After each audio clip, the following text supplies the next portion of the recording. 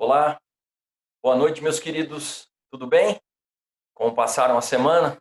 Desejo que todos tenham passado bem a semana, que todos estejam muitíssimo bem. E hoje faremos dois módulos. Sejam, portanto, todos muito bem-vindos a mais uma aula de história nesse nosso processo de aulas virtuais. Queridos, faremos hoje os módulos 31 e 32, que tratam da Reforma Protestante. Eu optei por juntá-los, pois assim temos a oportunidade de, na próxima aula, fazermos os exercícios do caderno de revisão das aulas que serão cobradas na prova que vocês farão na próxima semana. Portanto, as aulas que não serão cobradas na prova, eu não faria revisão, tudo bem? Então, faria revisão a partir do módulo 4 até o módulo 28, os quais foram pedidos, como vocês sabem, para serem estudados para a prova que vocês farão na próxima semana. Tudo bem? Vamos nessa então? Nessa aula, nós trataremos de três movimentos denominados de reformas religiosas, ou novas doutrinas cristãs não católicas. São elas o luteranismo, o anglicanismo e o calvinismo. Tudo bem? Vamos nessa? Tamo junto? Vem comigo então. Começo com o nosso primeiro resumo, nosso primeiro slide, se assim preferirem. O título, Reforma Luterana, módulo 31, tá bom? Só que antes de falar especificamente da reforma luterana, é necessário dizer-lhes como era a situação da Igreja Católica medieval. Vocês já conhecem, pois falamos sobre isso numa aula anterior, lá no módulo 24, o qual, inclusive, será cobrado na prova, no simulado, tá bom? Mas nunca é demais retomar, revisar, rever o assunto. Então, eu começo dizendo para vocês quais eram os antecedentes, ou quais foram os antecedentes, e como eram as práticas da Igreja Católica medieval, e repito, vocês conhecem.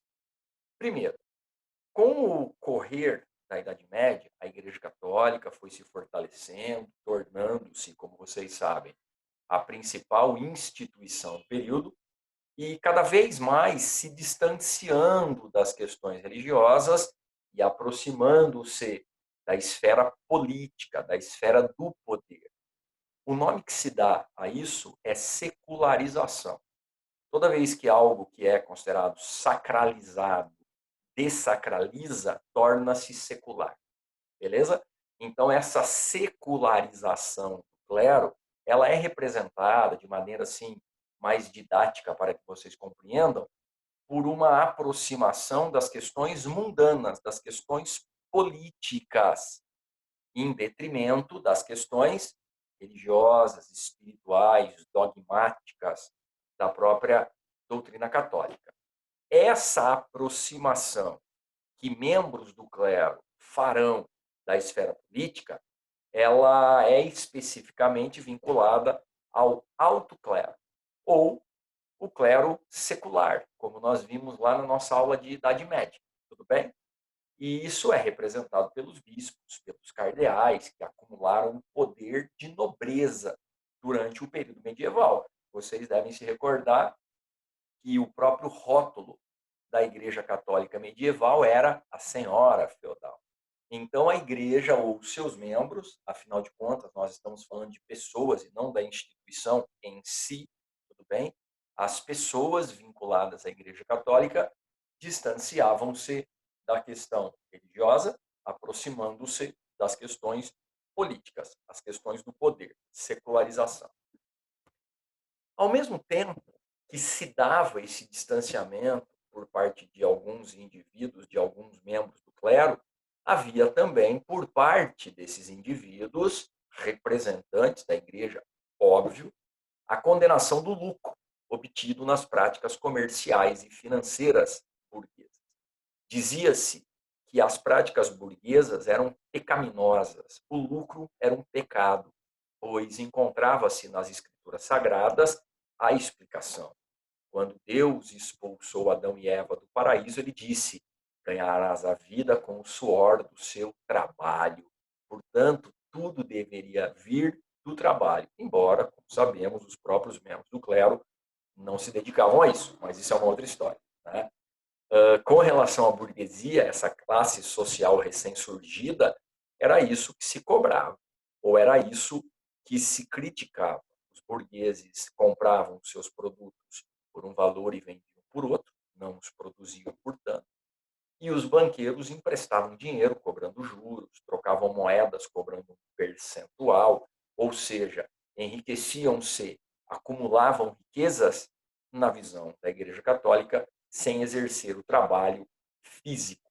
Tanto é que esse termo usura significa exatamente isso, usar o tempo em benefício lucrativo. Essa era a ideia. A usura, ela tem essa noção de exploração do tempo em objetivo de acúmulo monetário. E a frase simbólica dita pelo clero católico era numus non parit numus. Numus, em latim, moeda. Parit, parir. Então, moeda não pare, moeda não pode gerar moeda. E era o que acontecia. Comprava-se por uma moeda, vendia-se por duas. Emprestava-se uma moeda, cobrava duas. Então, numus non parit. Moeda não pode gerar moeda. Essa era, portanto, a principal crítica feita pelo clero católico contra os burgueses. Embora, com o passar do tempo, a própria igreja passa a depender dos empréstimos feitos por esses banqueiros, passa a depender do comércio feito pelos burgueses, e é exatamente por causa disso que, nesse momento da história, começamos a ter relatos de algo intermediário entre o céu e o inferno. Pois o céu era para o não pecador, o inferno era para os pecadores. E os burgueses, então, naturalmente, nessa visão de dicotomia, nessa visão de bem e mal, certo? Eles iriam para o inferno, tudo bem? Pois eram pecadores.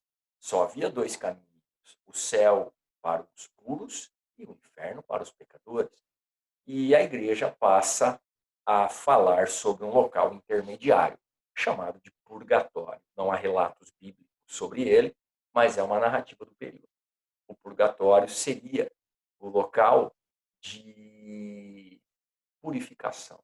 Então, esse maniqueísmo bem e mal, ele encontra ali uma brecha e o purgatório torna-se o local para purificar os pecados da alma do indivíduo, claro, para que ele alcance o paraíso. Mas, publicamente, a igreja se colocava contra a prática comercial financeira praticada pela burguesia. A prática comercial financeira burguesa, melhor dizendo. Uma outra prática muito criticada pelos reformadores era a comercialização, eu coloquei entre aspas, porque é uma metáfora da fé. Na verdade, havia preço para inúmeras atitudes e ações religiosas. Por exemplo, quando se necessitava de uma bênção, de uma graça, de um milagre, como se diz na visão contemporânea, recorria-se aos membros da igreja para que eles fizessem essa intermediação junto a Deus. Isso tinha um preço. Então, tanto para a graça quanto para o perdão, havia um preço. Se pagava por isso. Por isso que é um comércio da fé. O nome disso é indulgência. A venda de indulgência era uma forma da Igreja Católica acumular capitais, acumular moedas. Quem percebe isso é o próprio membro da Igreja Católica, um monge agustiniano que vivia em Wittenberg, na atual Alemanha, e ele se dá conta e diz: espera lá, se os membros da igreja têm esse poder de tirar uma alma do purgatório e encaminhá-la para o paraíso, por que não o fazem simplesmente por devoção e não cobrando por isso? Por que não o fazem por caridade? Bom, então, venda de indulgências era uma prática. Muitos dizem que a Basílica de São Pedro em Roma teve boa parte da sua construção financiada pelas indulgências pagas pelos fiéis no período. Outra coisa, vendia-se muitos objetos sagrados, dando a eles um valor religioso que não existia de fato.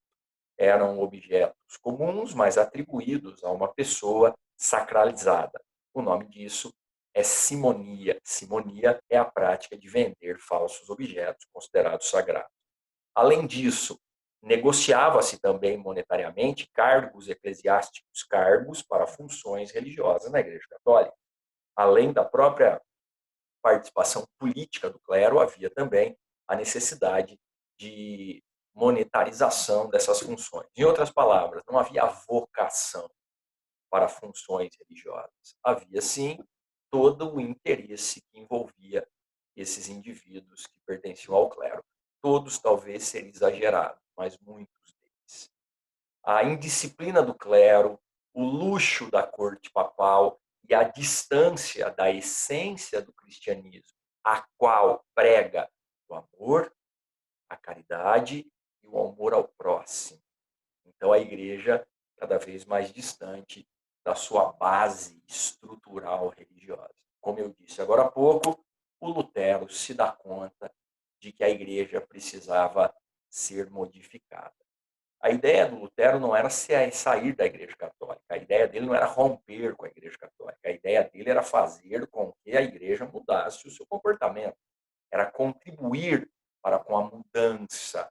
Acontece que os membros da Igreja não estavam preparados, muito menos dispostos a essa mudança.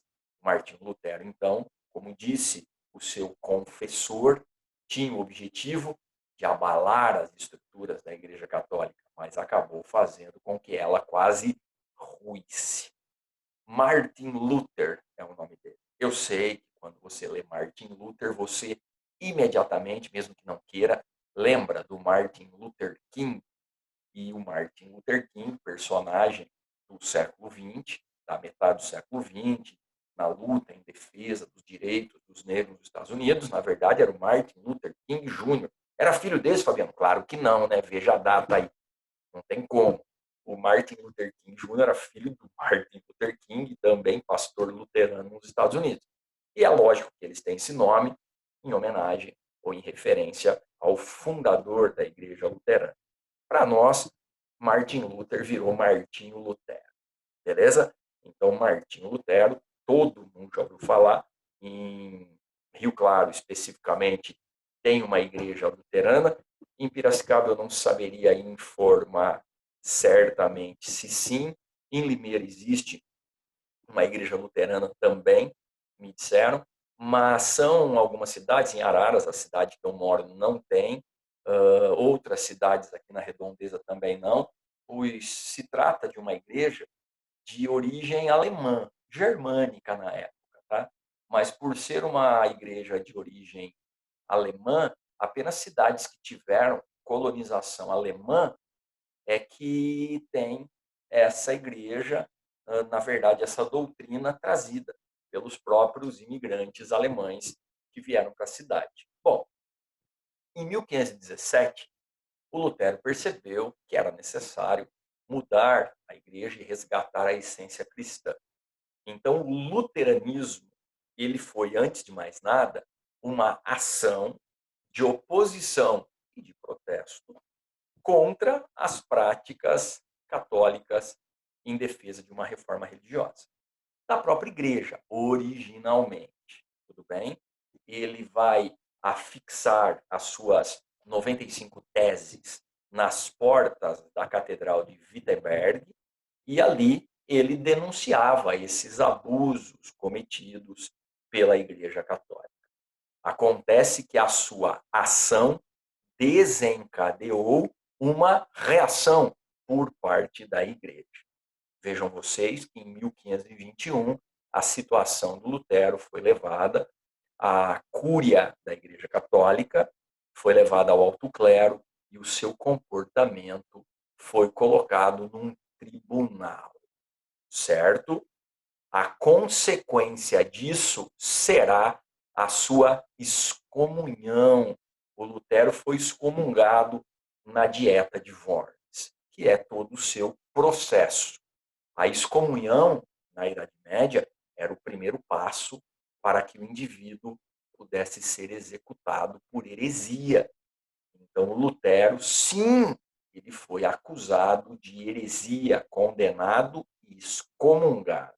Porém, vejam vocês, a nobreza percebe que havia nessa situação do Lutero uma brecha para ampliação do seu poder. Nós já falamos no contexto das monarquias nacionais que o poder do Papa era soberano, era o poder supranacional, acima do poder do rei. Foi quando as monarquias nacionais começaram a se formar que o poder do rei superou o poder papal. E aqui nós estamos no mesmo contexto.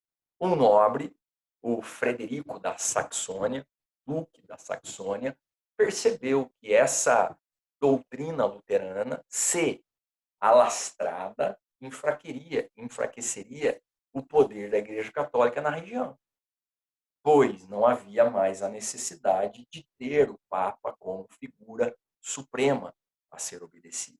E ele, então, leva o Lutero para viver nos seus domínios territoriais, no seu castelo. Literalmente, ele será o protetor do Lutero, o que lhe deu abrigo e proteção para que ele não fosse capturado e executado pela igreja, como aconteceu com outros tantos indivíduos que se opuseram às práticas católicas.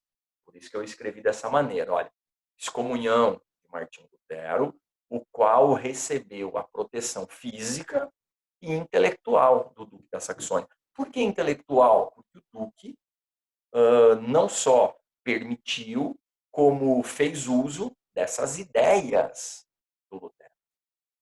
E o Lutero aproveitou o tempo de confinamento para traduzir a Bíblia do latim para o alemão. A primeira tradução da Bíblia feita para uma língua neolatina é feita pelo Lutero. Por que ele fez isso? Para que as pessoas que vivessem naquela região e dominassem, óbvio, o alemão, tivessem acesso à leitura. Isso fazia parte da sua doutrina, tirar o monopólio da leitura das escrituras sagradas da Igreja Católica e permitir que os indivíduos tivessem uma livre interpretação da leitura. A doutrina ou a igreja luterana, ela apresenta as seguintes características. Primeiro, a salvação se dá pela fé. Era uma forma de contrapor-se à questão das indulgências. A salvação se dá pela fé. O indivíduo salva-se, certo? A si próprio. Ele não precisa de intermediários. A sua fé o leva à salvação. E o sacerdócio, portanto, torna-se universal. Ele não precisa procurar um membro da igreja para que este faça o contato com a divindade. Ele pode se dirigir aos céus. A livre interpretação da Bíblia, como já foi dito, dá a ele também noções da Escritura Sagrada e do seu próprio comportamento enquanto indivíduo. Ele adota um monoteísmo puro, ou seja, um monoteísmo no qual os santos inexistem, ocorre, portanto, a abolição do culto aos santos, e juntamente com isso as imagens também são abolidas das igrejas luteranas, nega a transubstanciação eucarística, pois na Igreja Católica acredita-se que na ocasião da Eucaristia o pão transforma-se em corpo e o vinho transforma-se em sangue, e isso não é mera digamos, analogia, é algo de fato de crença, transubstanciação é o nome, mantém o batismo e a Eucaristia como os dois únicos sacramentos, lembrando que na Eucaristia, para o Lutero, o que se dá é uma consubstanciação, é uma presença espiritual de Cristo na celebração e não a transformação, de fato, de uma substância em outra, e nega o celibato sacerdotal. Os religiosos da igreja Católica não podem se casar. Isso é o celibato, a proibição do casamento entre membros ou para membros da igreja. O Lutero não só ele vai negar o celibato, como ele próprio se casará com uma ex-freira. Os cultos religiosos são muito mais simples do que os realizados pela Igreja Católica. As pompas de toda a celebração no luteranismo foram deixadas de lado. era uma forma de tentar resgatar a essência do cristianismo na visão luterana.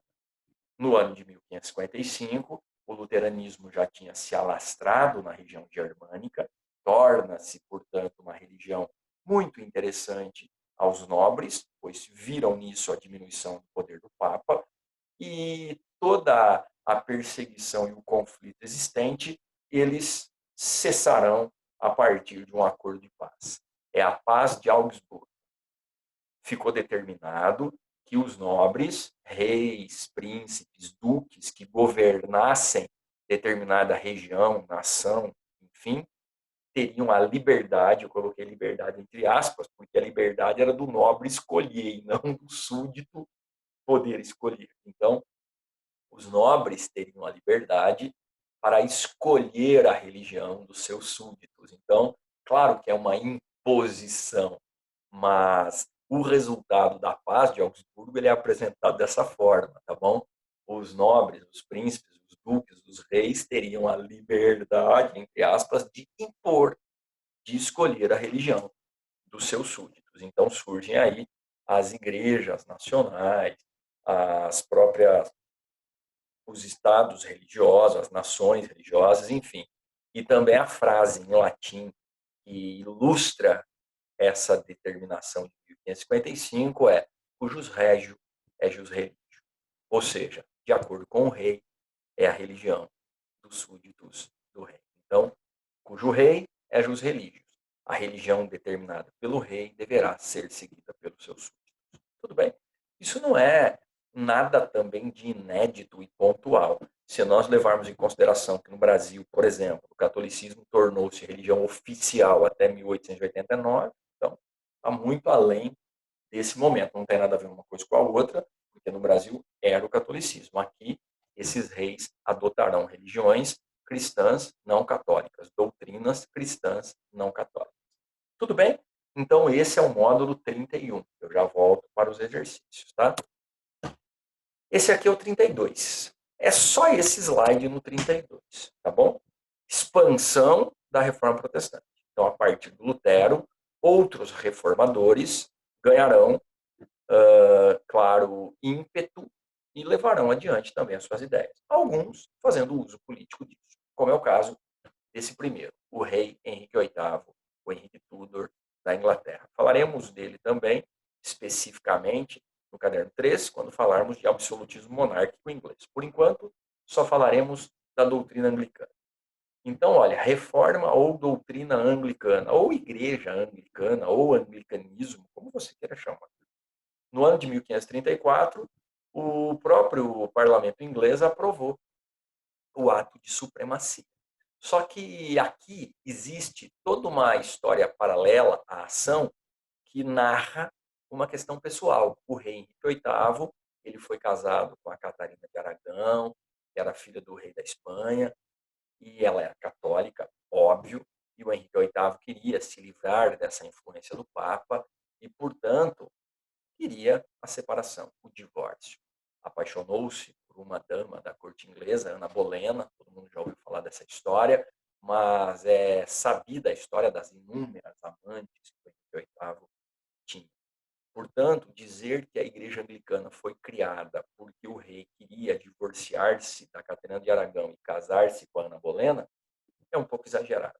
Na verdade, o que ele queria era livrar-se da influência do Papa e, principalmente, tomar os bens, terras e riquezas da Igreja Católica, pois no século XVI, nós sabemos, a Igreja era a instituição mais rica da Europa.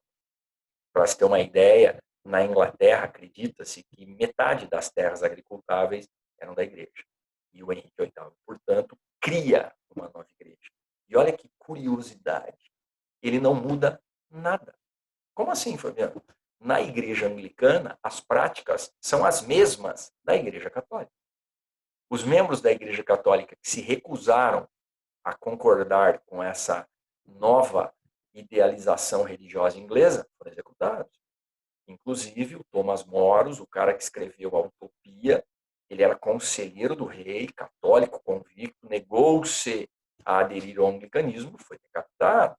Então, mantém-se os dogmas, pois assim fica mais fácil das pessoas mudarem a sua doutrina sem mudar a sua crença. Eles não precisaram mudar o seu comportamento religioso, pois a igreja anglicana, ela, né, a própria denominação, tudo bem? Igreja anglicana significa inglesa, anglo-inglês, beleza? Então, igreja inglesa, uma igreja nacional, é isso que representa a igreja anglicana. Em termos de dogma e doutrina, não teve mudança. Teve um acréscimo. Na igreja anglicana, o divórcio passou a ser permitido, coisa que a igreja católica nunca permitiu. E essa proibição se mantém até os dias atuais. Por isso que numa celebração católica, jura-se diante do altar ficar junto até que a morte os separe.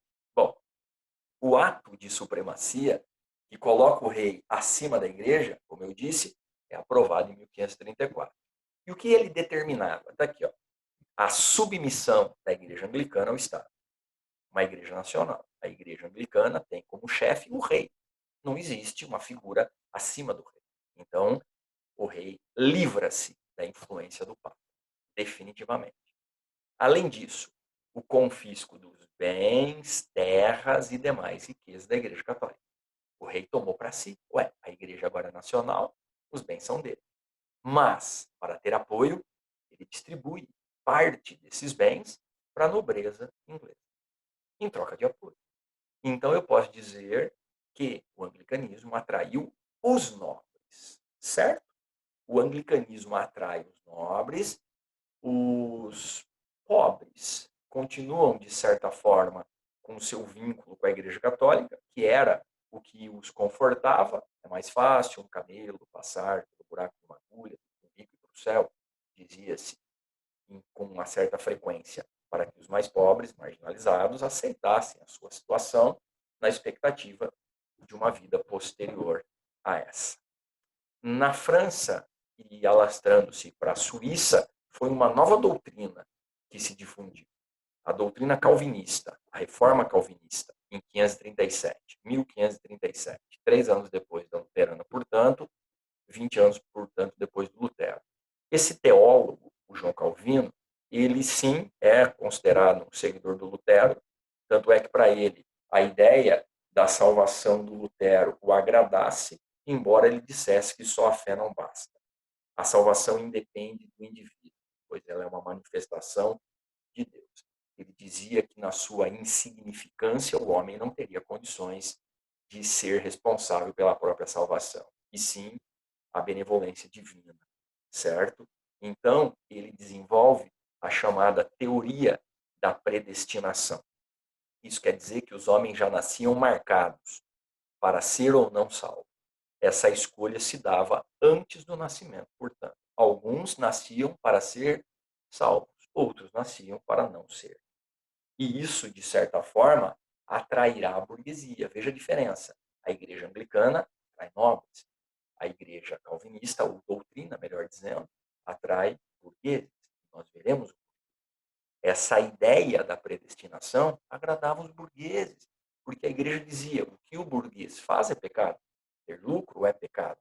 E o João Calvino dizia: independentemente do que o indivíduo faça, quem decide se ele será ou não salvo é Deus. Mas até aí tudo bem, fica uma interrogação. O Calvino dá um passo além. Olha que interessante. A salvação ou a danação, né, a condenação dos indivíduos não depende das suas ações em vida, pois trata-se de uma escolha, de uma eleição divina, de uma predestinação. O destino é previamente definido. Porém, e esse porém fará toda a diferença na doutrina calvinista. Ó. Porém, o trabalho, a disciplina, a austeridade e o enriquecimento seriam possíveis sinais da salvação. Quer que eu repita? Está aqui. Ó. O trabalho, a disciplina, a austeridade e o enriquecimento seriam possíveis sinais da salvação. Veja a diferença da doutrina católica para a calvinista. A Igreja Católica dizia: seja pobre e será salvo. A calvinista dizia: seja rico e será salvo. Claro que para a burguesia isso era um acalanto. Para a burguesia isso era algo de extrema importância. Tudo bem? A teoria da predestinação teve como consequência isso aqui, ó, o incentivo ao acúmulo de riquezas e o estímulo às práticas capitalistas. Tudo bem? Incentivo ao acúmulo de riquezas e estímulo às práticas capitalistas. O capitalismo, naquele momento, estava desabrochando, tudo bem? E encontrou terreno fértil entre os calvinistas. Os burgueses, portanto, terão conforto nessa doutrina. Isso não impediu que guerras de religião acontecessem na Europa até o século XVII. Mas isso tudo nós veremos mais adiante. Eu só queria completar com um detalhe. Muitos desses calvinistas perseguidos na Europa fugiram para a América. Sabe onde eles foram morar? Não. No atual território dos Estados Unidos. E, inclusive, eles vieram com um objetivo na cabeça: enriquecer, para ser salvo. Também por isso, a região se desenvolve. Eu creio que vocês já se depararam na sociologia, se ainda não, tenho certeza que se depararão com o livro do Max Weber, A Ética Protestante, o Espírito do Capitalismo, que narra exatamente esse comportamento religioso, principalmente dos calvinistas, correlacionando com o desenvolvimento nos Estados Unidos da América. Eu costumo dizer o seguinte: os dois modelos deram certo. O modelo católico da América Latina deu certo. O modelo protestante da América anglo-saxônica também. Os anglo-saxãos vieram para enriquecer. A região enriqueceu. A doutrina católica dizia: seja pobre. E pobre se manteve a América Latina, infelizmente. Mas isso é mero detalhe, claro, complementar. Tudo bem? Então, o Lutero tinha, sim, uma convicção religiosa de mudança. O Henrique VIII tinha interesses puramente políticos e o Calvino tinha uma certa preocupação com os burgueses e com relação às práticas econômicas. Certo? Vamos para os exercícios? Para encerrar bonitinho o caderno, que na próxima aula eu vou fazer a parte da revisão que será cobrada no simulado, pode ser? Então eu vou compartilhar uma nova tela com vocês, que é a tela exatamente da minha apostila digital, para que nós possamos fazer os exercícios, tá bom? Então, ó, abra lá na página 76, lembrando que quem não está com a apostila, dá um pause no vídeo e vai pegar, certo? E o exercício 1, você vê que tem um texto gigantesco aí, não há necessidade de copiá-lo na íntegra, tudo bem? Mas é uma pergunta muito direta, você pode ser direto na resposta. Por que a reforma religiosa começou na Alemanha no século XVI? E eu diria, em razão das ações do monge agustiniano Martinho Lutero. Esse é o ponto principal, querido. O Lutero vivia na Alemanha, por isso começou ali, e ele que é um grande crítico da igreja. Então, em razão da ação de Martinho Lutero e pelo fato de não haver centralização política na região. Só. Beleza? Tudo bem? Qualquer coisa, volta o vídeo e veja novamente a resposta. 2. Quais são os princípios básicos da doutrina luterana? Aí, meu querido, você vai buscar no resumo toda aquela sequência, certo? Ou simplesmente escreva, como nós fazemos em aula. Resumo. Salvação pela fé, sacerdócio universal, tal, tal, tal. Até cultos religiosos, sim. Lembra disso? Tá bom. Terceiro, o cisma de Lutero, ou seja, a cisão do mesmo com a igreja, a ruptura, defendia, entre outras, a ideia de que, olha ali, ó, a igreja deve submeter-se ao Estado e somente possui poder espiritual. O Lutero, ele diferente do Henrique VIII, ele não propunha uma digamos, diferentemente não, perdão. O Lutero, assim como o Henrique VIII, ele propunha propunha, né, a soberania do Estado. Por isso que o Duque da Saxônia falou: pô, estou vendo vantagem nessa ação, certo? As demais não se enquadram, né? Todas elas aqui, infelizmente, contradizem o que o próprio Lutero propôs, certo? Então, a alternativa E é a única possível. Exercício 4, por favor, eu peço que vocês leiam depois com calma, anotem a alternativa I como correta, tá bom? 5, falando exatamente da dieta ou da paz de Augsburgo, tá bom? Os súditos adotariam a religião de seus governantes, isso está muito explícito lá no resumo, alternativa C, certo? E aqui, olha, tem sido hábito até agora de certos homens segurar-nos como propriedade sua, visto que o Cristo nos libertou. Por isso, julgamos estar garantindo que seremos libertados da servidão. Isso aqui foi um manifesto dos camponeses, digamos, inspirados pela proposta de ruptura do Lutero. Mas o Lutero não concordou com essas ações camponesas, com essas revoltas camponesas, e sim, ele apoiou toda a repressão feita pelos nobres na região da Alemanha aos camponeses, certo? Então, olha, por mais que Lutero e os camponeses alemães tivessem críticas comuns à Igreja Católica da época, existiam sérios pontos de conflito entre eles.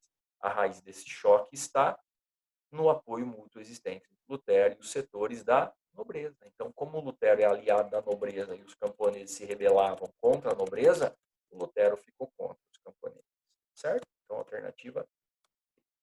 Beleza, queridos? 32 para fechar bonitinho e já fazer a revisão na próxima aula. Ó,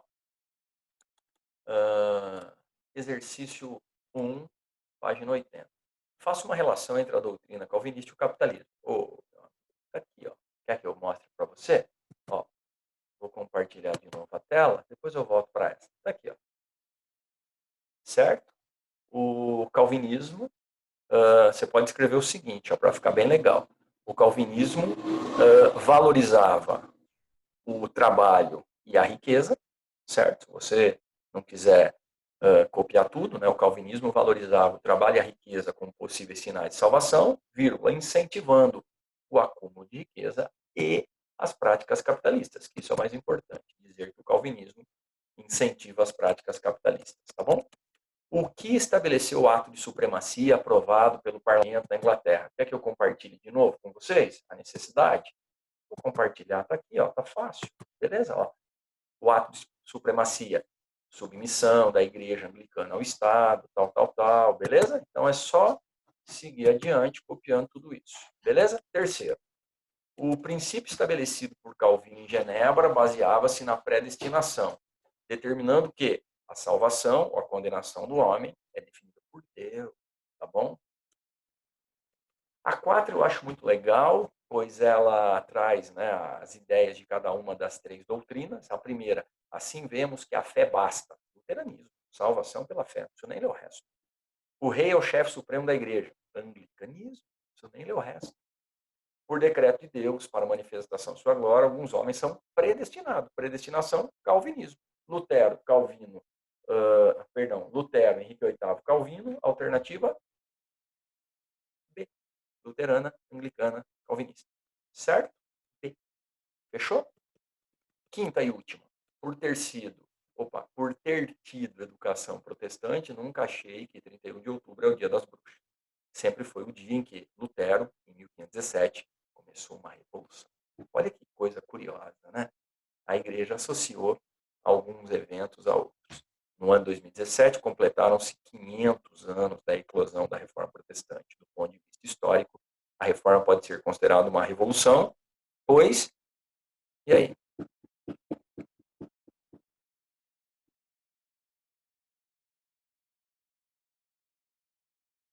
Olha, ele coloca aqui a alternativa C como correta, certo? Desconsiderando as demais. Ele fala que foi uma revolução econômica, pois com os puritanos difundiu-se uma nova mentalidade. Mas não era a ideia do Lutero, que fique bem claro isso. Hein? Sabe o nome puritano que ele coloca aqui? Puritano é o calvinista inglês, tá bom? Puritano, calvinista inglês. Presbiteriano, calvinista escocês. Huguenote, calvinista francês. Reformado, calvinista holandês. Tá bom? Quer que eu repita? Puritano, calvinista inglês. Presbiteriano, calvinista escocês. Tá? Huguenote, calvinista francês. Reformado, calvinista holandês. Tá bom? Então ele está dizendo, o Lutero inaugura um processo que vai ecoar, e aí sim há um vínculo direto com o calvinismo na resposta C. Feito, queridos. Um grande abraço. Muito obrigado mais uma vez pela companhia, embora virtual, mas saibam que estamos juntos. Valeu. Quinta-feira, revisão. Um abraço. Tchau.